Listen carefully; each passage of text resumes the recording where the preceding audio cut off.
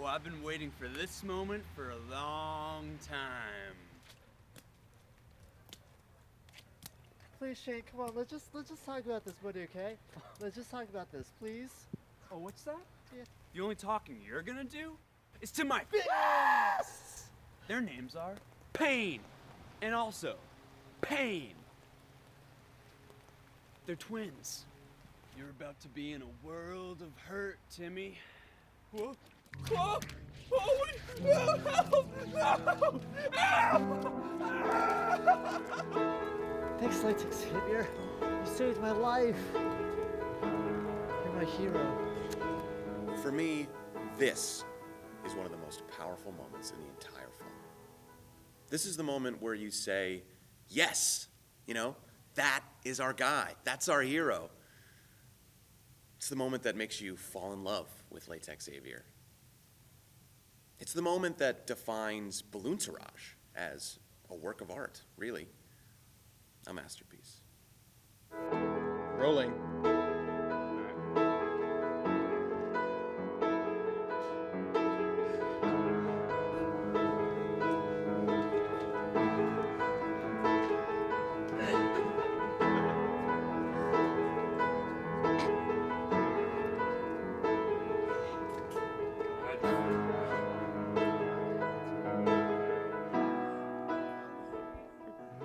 Ever since the initial release and the unprecedented skyrocket to the annals of fame and glory, people have come up to me and they've asked me how I came up with this movie. How did I come up with Balloontourage? And how was I able to craft such real characters and make such raw emotion, But I like to think it was with me the whole time. Like, everyone has a bit of Latex Xavier in them, and I just wanted to share mine with the world. That and I really fucking like balloons. Here.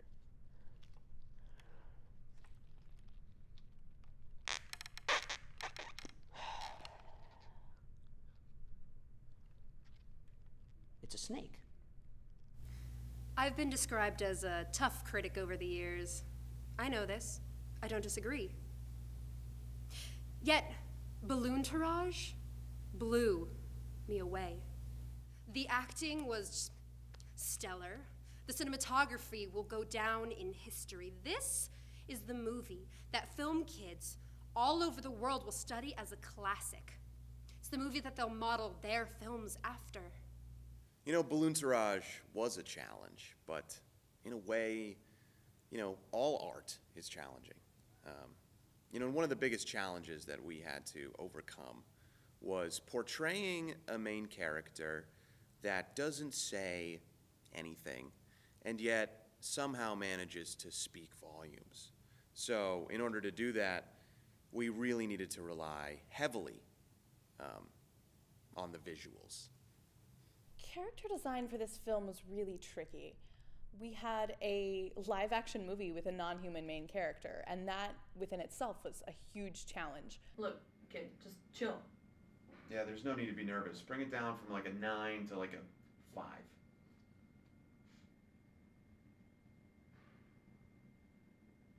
I had to make this guy both heroic and relatable to people without him actually being, people. Yeah, look, we just don't think acting's for you. Have you tried the circus? But I remember when Craig said to me, he goes, the main character is a balloon, and I was like a metaphor, right? Like just floating around, like kind of drifting. He's like, no, an actual balloon. And my face just went blank, and I went, well, shit. We will definitely be in contact with your agent.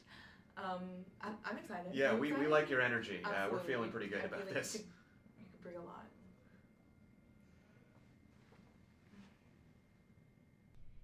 Fans, they often ask me, why a balloon? Why did you make the main character a balloon? And, I've gotten other offers like a football or a bottle of ketchup or their nephew Jeremy, but the answer is, and always will be, I'm the fucking writer, all right? I can write whatever the fuck I want. I can choose who the main character is. I choose the plot. I choose fucking everything. if you want to make a different main character, why don't you get off your ass and make one, all right? But until then, shut the fuck up. Jesus fucking shit. Fucking hate people. So I've been in the clown industry for 23 years, going on 24. It's a really tough business to get out of. I've seen many a balloon in my day. But when I got a call from big-time Hollywood director Craig Johnson to see if I wanted to be a consultant on his balloon-centric film, of course I was down to clown. Working with Fizbits was one of the greatest assets I could have received. I mean, his knowledge of balloonology, the study of all things inflated, was out of this world. We were completely able to just bring in a whole new look for our main character and use his knowledge of balloon physics to our advantage. I mean, we completely breathed new life into this character, and I think it really showed. Fizbits and I were able, when working together, to create and inflate the perfect latex savior. Being a director is not as easy as everyone thinks it is. Oh God! No! Stop it! Oh my God. God, no!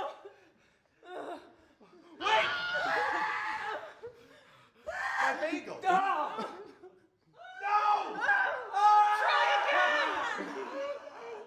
Reach him!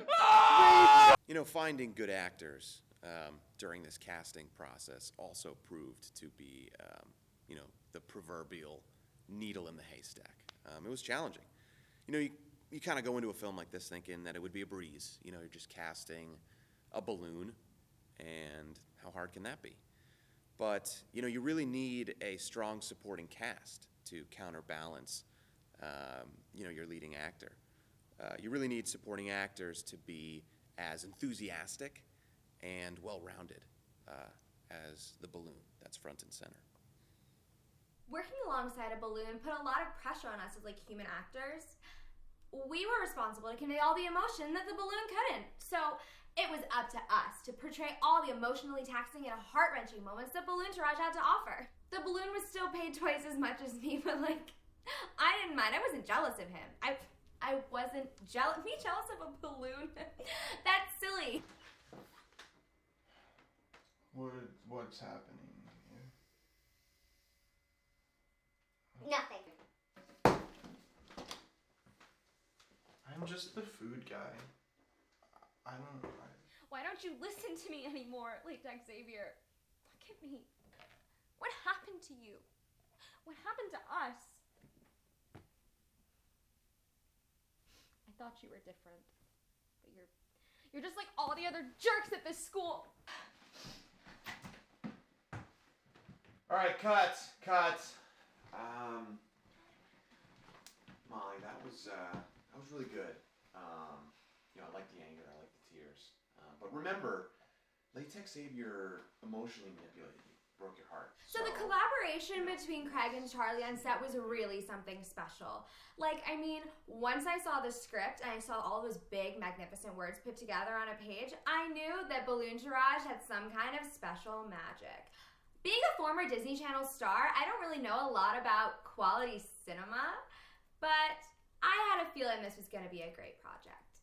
And I'm not just being paid to say that. Craig's a great guy, all right?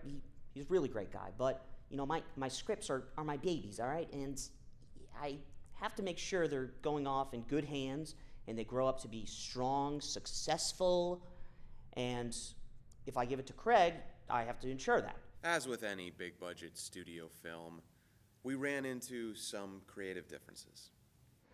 Charlie, quick question for you. I think we have a problem with the strip club scene. I just don't think it fits. It doesn't fit? Yeah, I don't know. I understand that it's an important scene for you, you know, the whole strip club thing, but I don't understand why Latex Xavier would go an hour before his grandmother's funeral, so. Well, you know, Craig, it's character development. I get it, but I mean, I think we should just maybe cut the scene.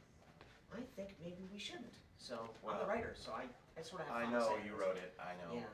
But after some thought, I really think we should get rid of it. It just seems excessive. It seems like you're intentionally trying to fuck me, so we're not cutting it. I'm not. Charlie, come on, man. No, we're not cutting the scene. Can we just talk about We're not this? cutting the scene.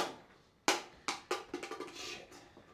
And after much consideration, I alone, with no one else's input, decided to keep the strip club scene.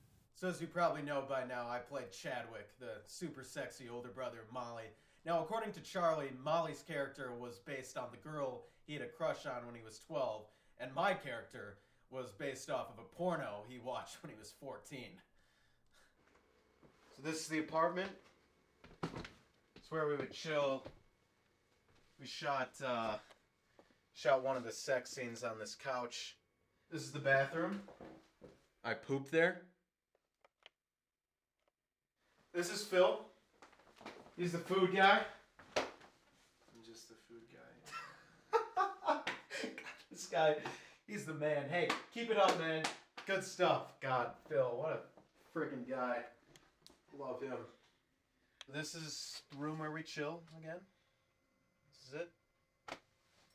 You already showed us this. Can you show us some other parts of the set?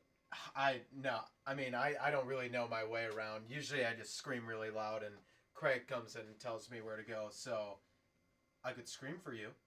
You know, believe it or not, I was initially against the film's iconic 12 sex scenes at first.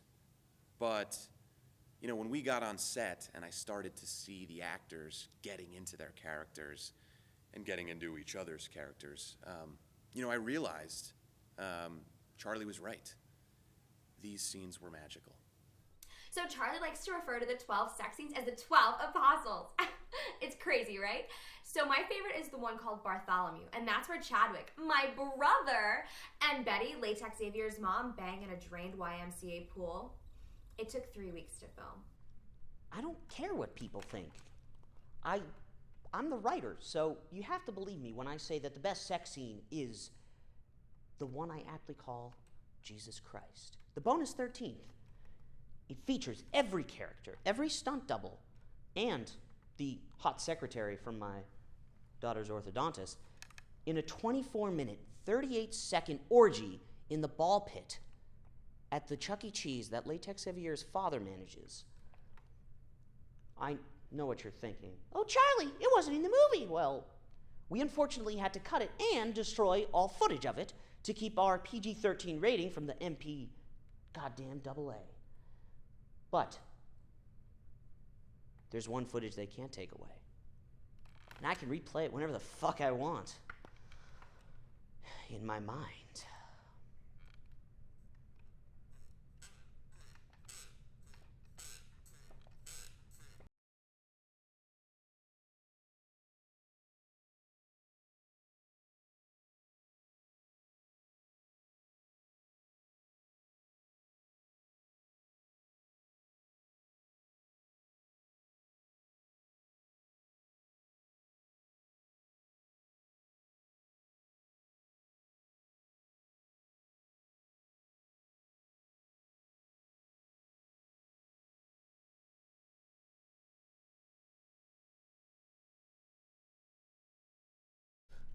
Yeah, I'm Matthew Harrison.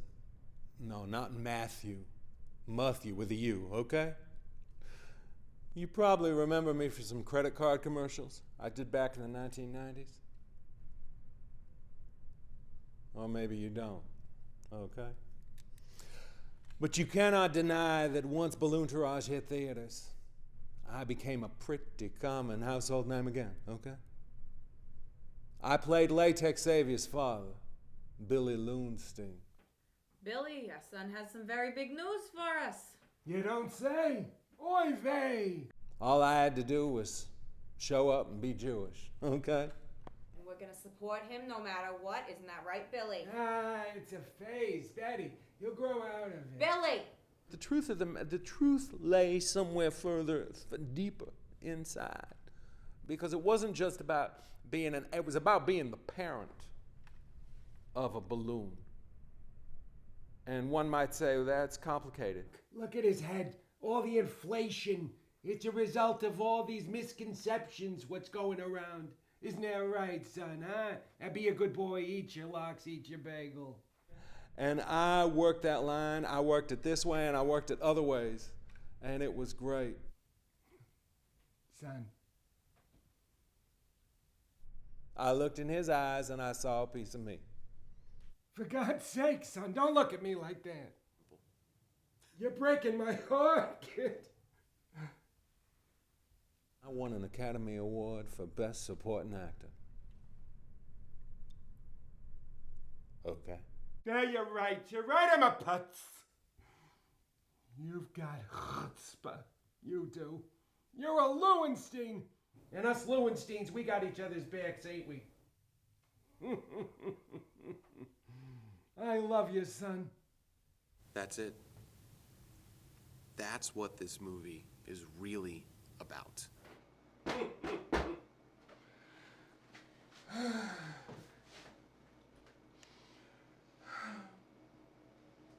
All right, everybody, cut.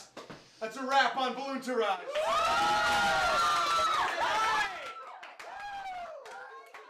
It's about bringing people together. It's about showing us who we really are. It conveys through film the most basic human emotions that guide us through our everyday lives and push us to be the very best that we can be. I was excited.